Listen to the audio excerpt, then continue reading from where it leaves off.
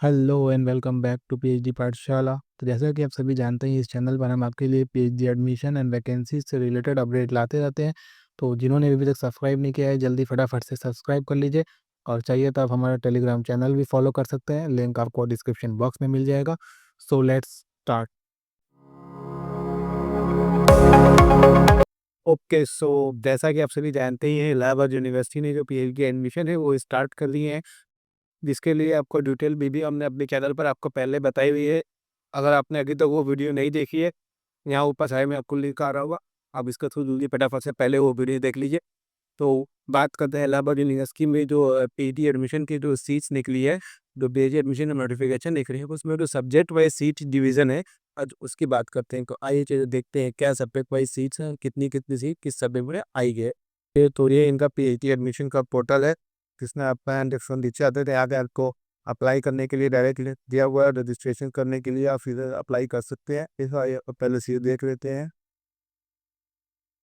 तो ये इलाहाबाद यूनिवर्सिटी का कुछ ब्रोशर है, इसमें सीट डिस्ट्रीब्यूशन दिया हुआ है, सब्जेक्ट वाइज किसमें कितनी कितनी सीट्स आई है। और बाकी अभी चलते हैं, देखते हैं कहाँ किया है।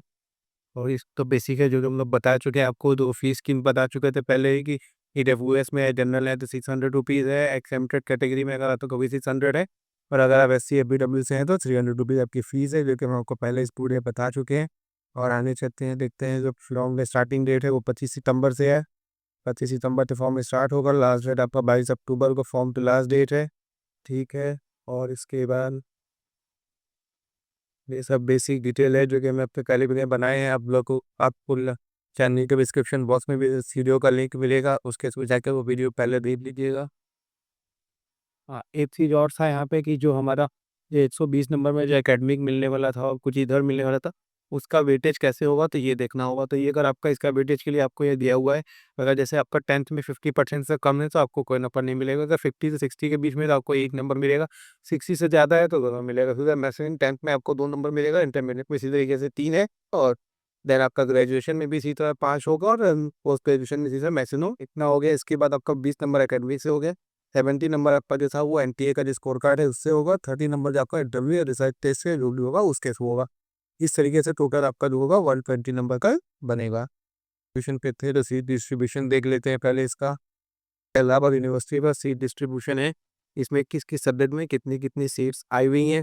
तो सबसे पहले हम बात करते हैं, जैसे एग्रीकल्चर बॉटनी है तो बॉटनी में तो कोई भी सीट नहीं है। केमिस्ट्री में 2, उसके बाद एंशियंट हिस्ट्री में 17 है। देन आपका फेरिक एंड ओशन साइंस में 5 है। देन आपका तो बॉटनी की बात करें तो बॉटनी में 11 आपका कैंपस में है। एंड देन दूसरा आपका जो अफिलेटेड कॉलेज है उसमें 12 है, फिर 6 है, फिर 2 है। ऐसे बॉटनी में टोटल आपकी 31 सीट है। उसी तरीके से कॉमर्स की बात करें तो कॉमर्स में 50 सीट है, जिसमें से 44 आपकी कैंपस की है। अब बाकी आपका एफिलेटेड कॉलेजेस की सीट्स हैं कुछ। इसी तरीके अलग अलग सब्जेक्ट में अलग अलग सीट है। जेड का सीट अपने हिसाब से आप देख सकते हैं। जैसे एजुकेशन की बात करें, एजुकेशन में 11 कैंपस में हो गया, 11 कैंपस में हो गया आपका। फिर बाकी सारे आपका एफिलेटेड कॉलेजेस में टोटल 43 सीट है। इंग्लिश की बात करें तो इंग्लिश में 39 मेन कैंपस में है, बाकी आपके एफिलेटेड कॉलेजेस में है, और टोटल 58 सीट्स है। इसी तरीके से अलग अलग सब्जेक्ट में अलग अलग कॉलेज है, ये अलग अलग सब्जेक्ट में अलग अलग सीट्स है। आप अपने सब्जेक्ट के हिसाब से अपना सीट डिस्ट्रीब्यूशन आप देख सकते हैं यहाँ पर। कुछ इस तरीके से मैंने सीट डिस्ट्रीब्यूशन किया है। कुछ सीट मेन कैंपस में है, बाकी एफिलेटेड कॉलेजेस में भी सीट्स है। और टोटल सीट आपकी है 873 टोटल सीट है, जिसमें से 534 आपकी मेन कैंपस की सीट है। 834 आपकी मेन कैंपस की सीट है, और इस 873 आपकी टोटल सीट है। इसके बाद अगर हम बात करते हैं, ऊपर अफिलेटेड कॉलेजेस के नाम भी है, जिसको शॉर्टकट की में नीचे बताया गया है हम लोग को यहाँ पे।